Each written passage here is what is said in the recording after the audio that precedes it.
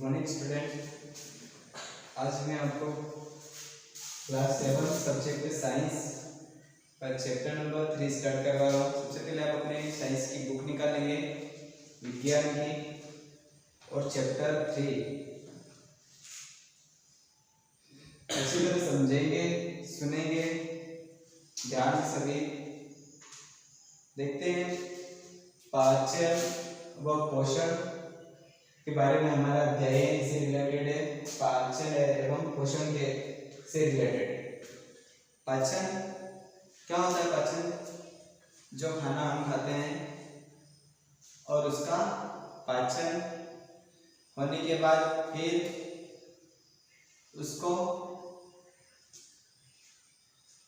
पाचन क्रिया होने के बाद वह उत्सर्जन के द्वारा मल और मूत्र के रूप में बाहर निकल जाता है। पाचन क्रिया का पाचन होने के बाद भोजन मल के रूप में बाहर निकल जाता है। और सबसे पहले तो पोषण, जब भोजन खाएंगे तभी तो हम पाचन कर रहे हैं। सुनेंगे ध्यान से सभी। सबसे पहले पोषण आता है। पोषण जंतुओं द्वारा पोषक व भोजन, जंतुओं द्वारा भोजन या पोषक तत्वों को प्राप्त करने की क्रिया, मतलब जंतुओं द्वारा भोजन तथा व पोषक तत्वों को प्राप्त करने की क्रिया को क्या बोलते हैं? पोषण बोलते हैं। जंतु जो भोजन करते हैं तो पोषक तत्व को है ना ग्रहण करने या पोषण की क्रिया को या प्रक्रिया को क्या बोलते हैं? पोषण बोलते हैं। पोषण वह प्रक्रिया है जिसके पश्चात जीवों को क्या मिलता है? ऊर्जा। भोजन करने के पश्चात जीवों को इससे क्या मिलता है? ऊर्जा, शक्ति प्राप्त होती है। यदि भोजन के उपयोगी तत्वों को ग्रहण नहीं किया जाए तो वह व्यर्थ है और भोजन का अस्तित्व ही नहीं होता। पोषण प्रक्रिया के अंतर्गत भोजन विभिन्न भागों में क्रियान्वित होता है, जैसे छोटे छोटे टुकड़ों में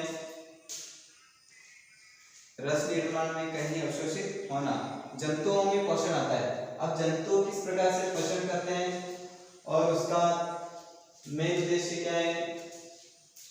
जंतु क्यों पोषण करते हैं? भोजन क्यों करते हैं जंतु?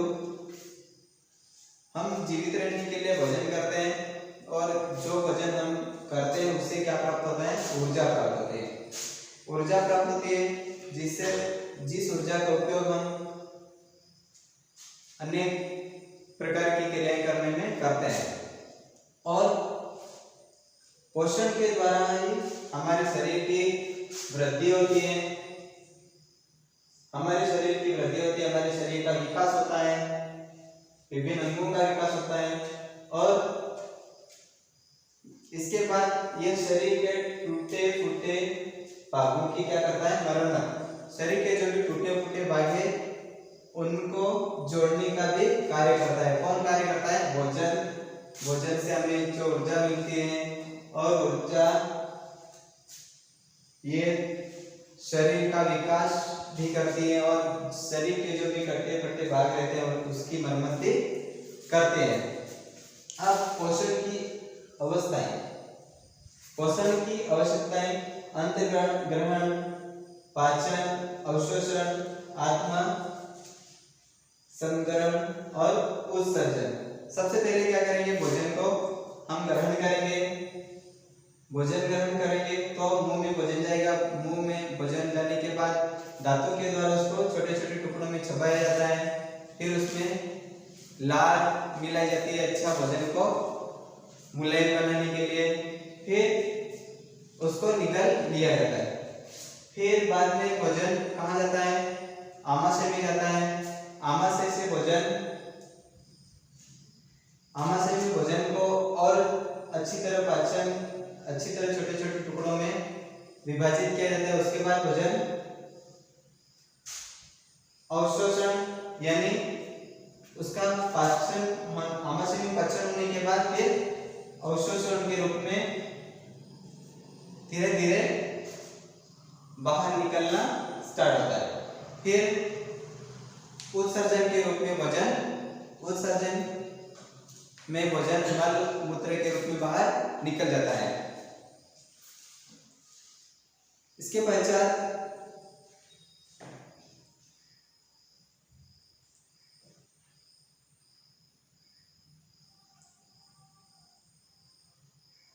सुनिए ध्यान से, अंतःग्रहण में क्या हुआ था। भोज्य पदार्थों के शरीर में पहुंचने की क्रिया अंतःग्रहण कहलाती है। भोजन में वसा, प्रोटीन, कार्बोहाइड्रेट जटिल अवस्था में होता है। इस प्रक्रिया में अनेक अंग होते हैं। ये अंग अनेक विधियों द्वारा जंतुओं के भोजन करने की आदत के अनुसार भोजन का अंतःग्रहण करते हैं। भोजन के अंतःग्रहण में छोटे छोटे जंतु से लेकर बड़े बड़े जंतु के मुख सम्मिलित रहते हैं। जंतु के मुख उनके भोजन के अनुसार ही रूपांतरित होते हैं। पाचन इस प्रक्रिया में जटिल भोज्य पदार्थों को सरल भोज्य पदार्थों में तोड़ा जाता है, जैसे कार्बोहाइड्रेट, वसा, प्रोटीन आदि। यह यांत्रिक और रासायनिक दोनों प्रकार की प्रक्रियाएं। अतः पाचन का अंतःग्रह खाद्य पदार्थों के जटिल अणु सरल अणु में टूटते हैं। अवशोषण में क्या होता है, इस प्रक्रिया में पाचन की क्रिया से पचा हुआ जो भोजन रहता है वह आंतों की दीवार द्वारा अवशोषित कर लिया जाता है, फिर संचरण तंत्र में पहुंचता है। यह प्रक्रिया उच्च श्रेणी के जंतु व मनुष्यों की छोटी आंत में होती है। फिर आत्म संतकरण जीवनदायिनी क्रियाओं जैसे वृद्धि, विकास आदि को संपादित करने के लिए आवश्यक ऊर्जा को ग्लूकोज से श्वसन द्वारा प्राप्त करना आत्म संतकरण कहलाता है। आत्मसंतकरण क्रिया में इन सरल अणुओं के पुनः संयोग से शरीर के अन्य आवश्यक जटिल पदार्थों का संश्लेषण हो जाता है। फिर उत्सर्जन में भोजन के पाचन की अंतिम क्रिया होती है और उत्सर्जन में भोजन मल मूत्र के रूप में बाहर निकल जाता है। अब विभिन्न जंतुओं में पोषण, अमीबा में पोषण पहला है, फिर पैरामीशियम में पोषण और हाइड्रा में पोषण। पहले अमीबा में पोषण पढ़ेंगे। अमीबा पहले सुनेंगे। विभिन्न जंतु में भोजन की प्रवृत्ति, उसके अंतःग्रहण तथा पाचन तंत्र की संरचना भिन्न होती है। सभी जंतुओं में भोजन अंतःग्रहण की प्रक्रिया, पाचन की प्रक्रिया, अवशोषण की प्रक्रिया, उत्सर्जन की प्रक्रिया सब अलग अलग होती है। विभिन्न जंतुओं में अलग अलग प्रकार की अंतःग्रहण की, पाचन की और अवशोषण, उत्सर्जन इस प्रकार की सभी क्रियाएं अलग अलग होती है। पहले देखेंगे हम अमीबा में। अमीबा एक कोशिकीय जंतु है। एक कोशिका से मिलकर बना रहता है। इसमें पोषण की प्रक्रिया अकेले कोशिका में होती है। इसमें भोजन की क्रिया अकेले एक ही कोशिका में होती है। अमीबा क्या करता है, भोजन दिखता है उसको उसकी ओर बढ़ता है और इसमें एक उंगली नुमा इसका मुख होता है। उंगली नुमा इसकी मुख संरचना होती है। इसमें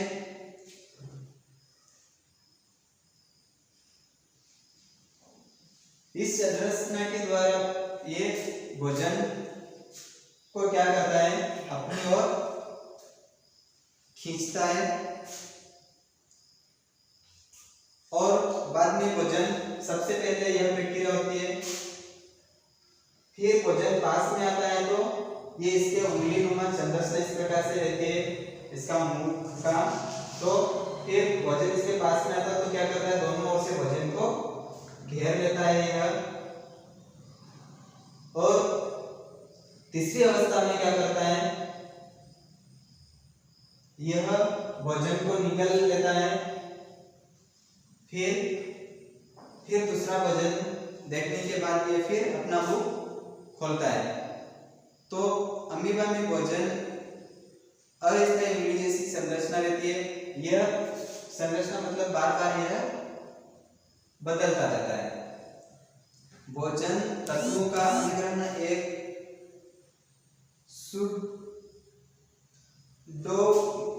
सुडोपोडिया द्वारा होता है, जो ये दो उंगली नुमा संरचनाएं, इसको सुडोपोडिया कहते हैं। और शिकार के लिए यह शिकार को अपने वश में करके फिर उसका भोजन बना लेता है। फिर आता है पैरामीशियम, इसका पाचन करें। शिकार का पाचन भोज्य रिक्तिका में साइटोप्लाज्म द्वारा होता है। इस प्रकार कोशिका में हुआ पाचन अंतःक्रिया पाचन अंतःकोशिकीय पाचन कहलाता है।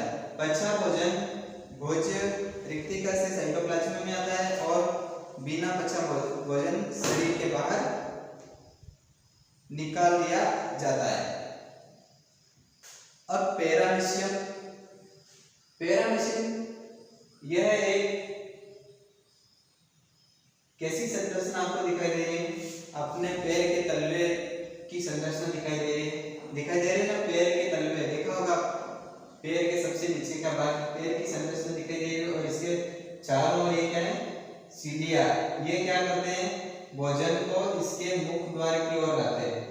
ये भोजन इधर कहीं पर भी रहता है तो भोजन को खिसकाते अपने मुख द्वार की यानी मुख की ओर लाते हैं। यहाँ इसका मुख द्वार है ये, और ये इसका अग्र रिक्तिका है, एंटीरियर कंटेक्टिव वैक्यूल, और ये इसका पोस्टीरियर कंटेक्टिव वैक्यूल।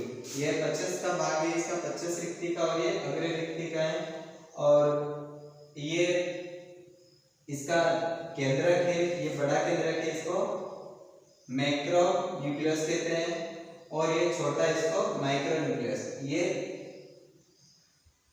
दीर्घ केंद्र है और ये सूक्ष्म केंद्र है। ये बड़ा और ये छोटा केंद्र है। ये छोटे छोटे साइटोप्लाज्म है और यहाँ पे इसका मुख है। और फिर इधर से ये भोजन को क्या करता है, रसदानी द्वारा फिर बाहर निकाल दिया जाता है। पढ़ेंगे इसके बारे में। पैरामीशियम एक कोशिकीय जंतु है। पैरामीशियम के सारे शरीर के बाहर सिलिया, बालों के समान सिलिया पाए जाते हैं। ये सिलिया जैसे बालों के समान संरचना होती है, जिन्हें क्या कहते हैं, सिलिया।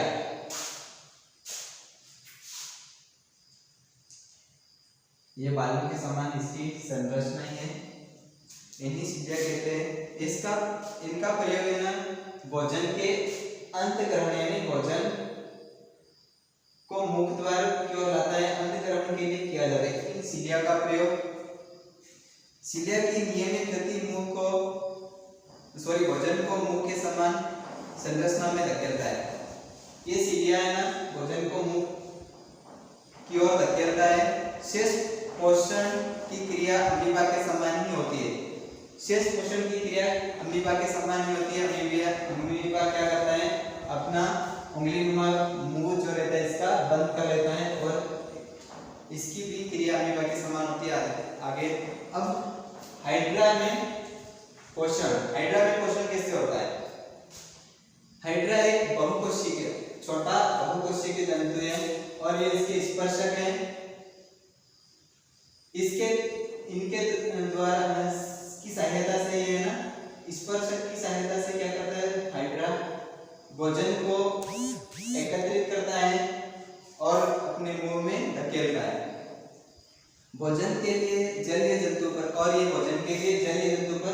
निर्भर करता है। हाइड्रा, इसके मुख के चारों ओर अनेक स्पर्शक होते हैं जो क्या करते हैं, भोजन को अंत ग्रहण करने में सहायक होते हैं। स्पर्शक में विशेष कोशिकाएं होती है जो शिकार पकड़ने और शिकार को मुख की ओर धकेलने में कार्य करती है। स्पर्शक में अनेक कोशिकाएं होती है जो शिकार को क्या करती है, पकड़कर उसको मुख की ओर धकेलती है। फिर हाइड्रा के शरीर की दीवारों से उत्पन्न एंजाइम द्वारा भोजन का क्या कर लिया जाता है, पाचन कर लिया जाता है। इसकी दीवारों से उत्पन्न एंजाइम जो रहता है उसके द्वारा शिकार का पाचन कर लिया जाता है। फिर इसके बाद मेंढक आता है। मेंढक क्या करता है,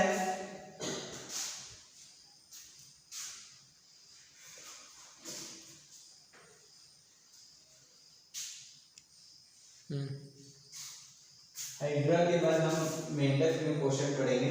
मेंढक कैसे अपना शिकार करता है, तो ध्यान से सुनिए।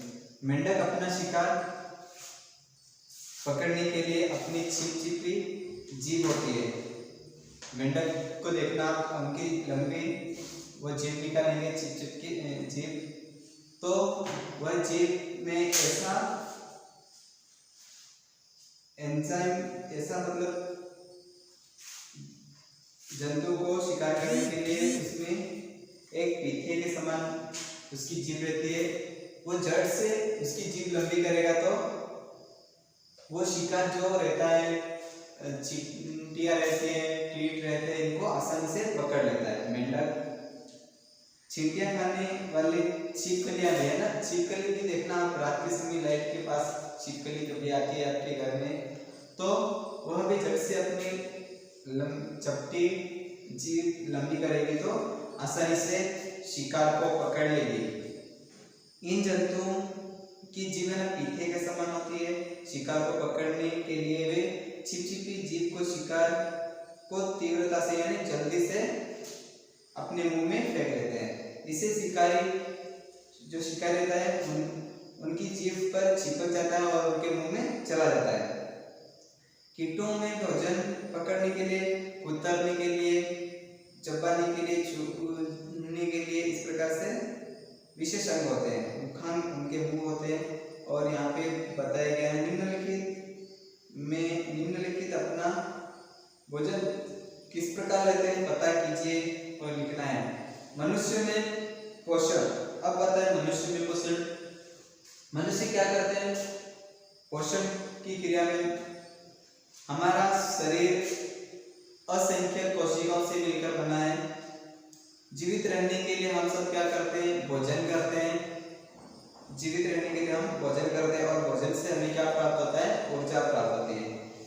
ये ऊर्जा हमें सीधे प्राप्त नहीं होती, खाना खाने के तुरंत पश्चात नहीं होती है।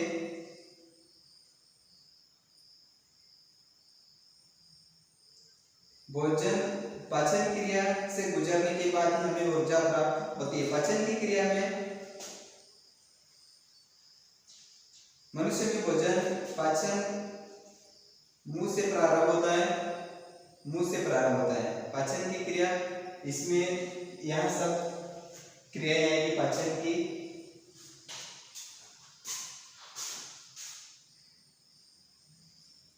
पाचन यहाँ से मुख से पाचन की क्रिया समझेंगे। सबसे पहले हम क्या करते हैं, सबसे पहले पाचन कर लेते हैं क्या, नहीं। सबसे पहले आहार नली यानी मुख गुहा मुख द्वार से हम भोजन अपने हाथों से मुंह में डालते हैं। प्रतिदिन जो हम खाते हैं वे आहार नली से होकर गुजरता है और आहार नली को निम्नलिखित भागों में बांटा गया है। पहला है मुख, दूसरा दांत, जीभ, आमाशय, छोटी आंत, बड़ी आंत, ग्रसिका, ग्रसनी, बड़ी आंत। इस प्रकार से ये सभी इसके अंग है।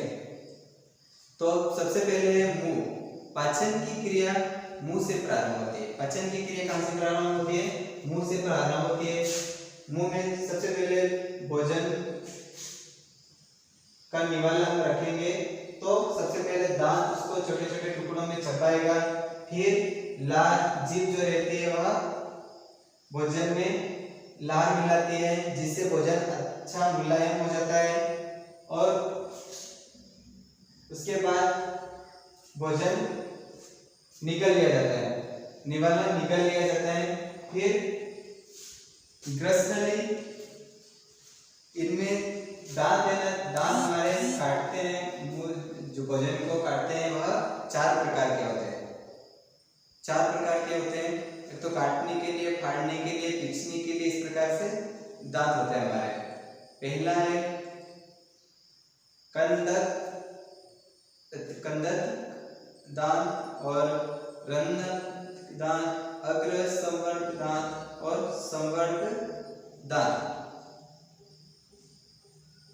ये 4 प्रकार के दांत है।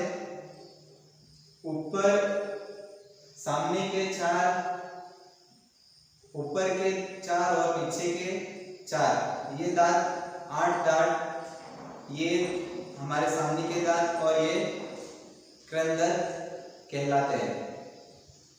और ये छोटे होते हैं और छेनी के समान होते हैं। और रंध्रक दांत,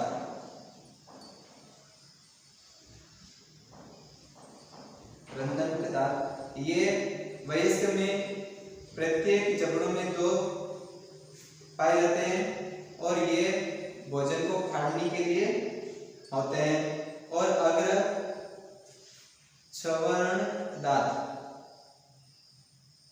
अग्र सवर्ण दांत प्रत्येक जबड़े के दोनों ओर ये दांत पाए जाते हैं और ये दांत पीसने और तोड़ने के काम आते हैं। और इसके बाद के 3 दांत होते हैं जो क्या करते हैं, भोजन को ठीक प्रकार से फिर पीसते हैं। पहला है दांत इस प्रकार का हमारा है और इसके ऊपर एक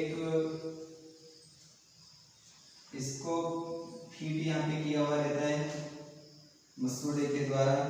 फिर दूसरा दांत हो जो इस प्रकार से छेनी के समान रहता है। तीसरा ये इस प्रकार से रहता है। और चौथा दांत जो काटने, इसको बिल्ली भाषा में दिया क्या बोलते होंगे वो आपको पता होगा। इस प्रकार के हमारे 4 दांत होते हैं, इनके द्वारा भोजन को छोटे छोटे टुकड़ों में काट के फिर जीवा के माध्यम से इसको अंदर लिया जाता है। जीभ एक मांसल अंग है जो भोजन में लार मिलाने में सहायता करती है। यह मुख गुहा के पिछले भाग, जीभ हमारे मुख गुहा के पिछले भाग से जुड़ी हुई रहती है। ये जीभ हमारी पिछले भाग से जुड़ी हुई रहती है और आगे का इसका भाग स्वतंत्र रहता है। कैसा रहता है? स्वतंत्र, आजाद रहता है, जो चारों ओर इधर उधर गति कर सकता है, इधर उधर चारों ओर मुड़ सकता है। और इसका अंदर का भाग जो रहता है वह जुड़ा हुआ रहता है और आगे का भाग तो कैसा रहता है? स्वतंत्र रहता है। भोजन को दांतों में भी जीभ धकेलने का कार्य करती है और भोजन को भोजन नली में निकलने में भी सहायक होती है। जीभा हमारी इस प्रकार कार्य करती है और जो भी कड़वा, मीठा, खारा, इस प्रकार से स्वाद भी हमें कौन कराती है? स्वाद का टेस्ट भी जीभा ही कराती है। जो भी चीज हम खाते हैं तो उसका कैसा स्वाद है यह टेस्ट हमें जीभा ही कराती है। इसके बाद भोजन ग्रसनी तथा ग्रसनी से भोजन तथा वायु के लिए एक रास्ता रहता है। गृहस्थी में भोजन तथा वायु के लिए एक रास्ता रहता है इधर। जब हम भोजन करते हैं तो हवा का रास्ता और भोजन का रास्ता जो रहता है, तो खाना खाते हैं उस समय हवा का रास्ता अपने आप बंद हो जाता है और भोजन नली के माध्यम से भोजन अंदर की ओर जाता है। जब हम खाते समय कुछ भी बोलेंगे तो भोजन के छोटे छोटे कण रहते हैं, वह कभी उस श्वास की नली में प्रवेश कर जाते हैं। इसलिए खाना खाते समय हमेशा बोलना नहीं चाहिए। जो हमारी श्वास नली जो रहती है उसमें उसमें कुछ भी कण अंदर पहुंच सकते हैं। तो जब हम खाना खाते हैं तो इसके दो द्वार रहते हैं। वह एक द्वार जो हवा का द्वार रहता है, वह सांस लेने का द्वार रहता है, वायु का, वह बंद हो जाता है और भोजन नली का जो द्वार रहता है वह खुला रहता है। फिर इसके बाद भोजन कहाँ पे जाता है? आमाशय में जाता है। आमाशय में और भी बड़े बड़े टुकड़ों में अगर भोजन हो तो वह जो आहार नली का सबसे बड़ा भाग है। आमाशय में भोजन पीच जाता है और इस क्रिया से भोजन गाढ़े तरल रूप में बदल जाता है। आमाशय की आंतरिक श्वेत परत में लाखों छोटी छोटी ग्रंथियों से आमाशय रस निकलता है और आमाशय रस 0.3 से 0.5% हाइड्रोक्लोरिक अम्ल पाया जाता है इसमें। और इसके अतिरिक्त आमाशय में रस में पेप्सिन तथा लाइपेज एंजाइम भी पाए जाते हैं आमाशय में। उसके बाद भोजन कहाँ पे जाता है? छोटी आंत में। आमाशय के बाद छोटी आंत में स्मॉल इंटेस्टाइन कहते हैं इसको हिंदी में। और आमाशय में भोजन को क्या करते हैं? छोटी आंत में ये इसकी लंबाई लगभग 4 सेमी होती है। व्यास इसका 4 सेमी और ये लंबी कितनी होती है? 5 मीटर लगभग लंबी होती है, जो इधर उधर मुड़ी हुई रहती है। यहाँ से भोजन की ये छोटी आंत है, इसमें ये इधर उधर मुड़ी हुई है और नीचे की ओर स्थित रहती है। पाचन की अधिकतम क्रिया यहीं पर चंपन होती है। छोटी आंत में ही पाचन की अधिकतम क्रिया चंपन होती है। छोटी आंत की दीवारें भी पाचक रस द्वारा स्त्रवित होती है और इसमें पाचन के लिए रस इसमें ढीला हुआ मिला दिया जाता है। भोजन का वह सारा भाग जो पच जाता है पाचक रसों की सहायता से यहाँ पच जाता है और रस में बदल जाता है। छोटी आंत में उंगली के समान संरचनाएं होती है, इन्हें विल्ली कहते हैं। ये विल्ली ही अच्छे भोजन को अवशोषित करते हैं और ये रुधिर वाहिनियों द्वारा रक्त में मिलकर पूरे शरीर में पहुंचाता है रक्त। बड़ी आंत कब आता है? बड़ी आंत छोटी आंत से भोजन फिर कहाँ जाता है? बड़ी आंत में जाता है। बड़ी आंत में भोजन को जो बिना पचा हुआ भोजन रहता है उसको रक्तवाहिकों द्वारा रक्तवाहिकों में अवशोषित नहीं होता है और बड़ी आंत में पहुंच जाता है। बड़ी आंत छोटी आंत की अपेक्षा में काफी कैसी रहती है? छोटी और मोटी रहती है। इसके दो भाग होते हैं। निचला भाग जो कॉलम कहलाता है और गुर्दा से जुड़ा रहता है। इसका निचला भाग जो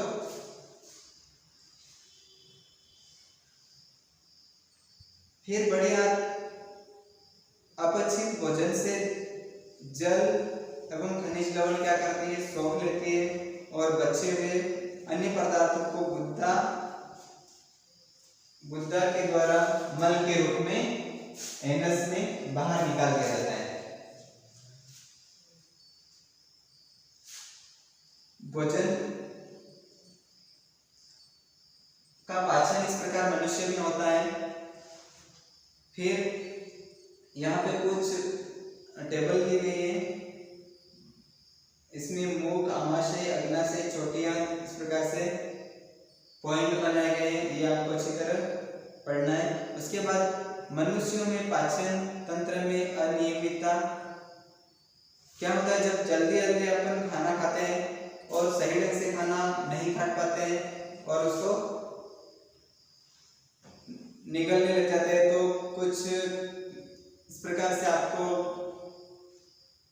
आमाशय में अधिक अम्ल बन जाने के कारण क्या होता है, जब व्यक्ति डकार लेता है तो कुछ अम्ल बाहर निकल जाता है और सीने में जलन पैदा करता है। जब जल्दी जल्दी आप खाना खाओगे, अच्छी तरह चबा के नहीं खाओगे, तो आमाशय में अधिक अम्ल बन जाने के कारण क्या होता है, गले में जलन होने लगता है, सीने में गले में जलन होने लगता है, बार बार डकार आते, इस प्रकार से होता है। तो इसलिए खाना अच्छी तरह से चबा कर खाए। फिर कब्जा, इसका मुख्य कारण अधिक मात्रा में गरिष्ठ भोजन करना तथा बिना रेशे वाले भोजन। तो सब्जी में अधिक रेशा पाया जाता है, इसलिए फलों और सब्जी को नियमित रूप से खाना चाहिए। डायरिया, जब बार बार दस्त आता है, उसमें पानी की कमी हो जाती है, नमक की कमी हो जाती है, पानी की कमी हो जाती है, तो मनुष्य में डायरिया नामक बीमारी हो जाती है, इससे पीड़ित हो जाते हैं। और इसका कारण है खाने पीने में लापरवाही, खाने पीने में ध्यान न देना। डायरिया से बचने के लिए हम नमक, रोगी को क्या करना चाहिए, जल में नमक मिलाकर व चीनी मिलाकर इसका घोल पीना चाहिए। फिर पाचन, परिवहन और श्वसन। पाचन, परिवहन और श्वसन, पाचन की क्रिया में क्या होता है, फिर पाचन के भोजन का फिर परिवहन इधर होता है और श्वसन की क्रिया, ये तीनों यहाँ पर होता है। पाचन तथा अवशोषण के बाद भोजन शरीर की प्रत्येक कोशिका में जाता है और कोशिका में यह परिवहन रक्त के द्वारा होता है। शरीर में परिवहन तंत्र द्वारा रक्त को समस्त शरीर में पंप किया जाता है। समस्त शरीर में, समस्त भाग में इसको पंप यानी इधर उधर ट्रांसफर किया जाता है परिवहन के द्वारा।